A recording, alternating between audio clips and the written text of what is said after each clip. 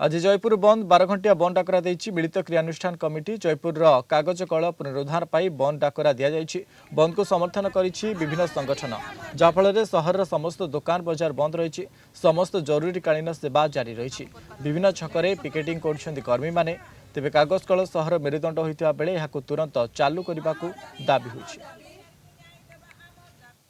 Paper मिल चालू करने विगत 10 वर्ष धरी बहु आलोचना पर्यालोचना बहु हो गला। कलेक्टर ठारू आरंभ करके मुख्यमंत्री पर्यंत आम बहु आलोचना करूँ किंतु फल शून्य। शेष जयपुर जनसाधारण आर दायित्व नेले एवं सरकार के ऊपर चाप पकड़ापी आज जयपुर बंद डाकरा देइचंती एवं जयपुर बंद संपूर्ण मात्रा सफल होइछि। सरकार जो एनओसी देइचंती लिखिं तमें कारखाना को चालू कर एवं कमर्शियल प्रोडक्शन डिक्लेयर कला परे आमे जहाँ सुविधा सुযোগ देवा कथा देव। आगामी दिन में जदि न हुए ताले मिलित क्रियानुष्ठान कमिटी जो गठन होती मिलित क्रियानुष्ठान कमिटी जो डाकरा देइछि आज जयपुर बंद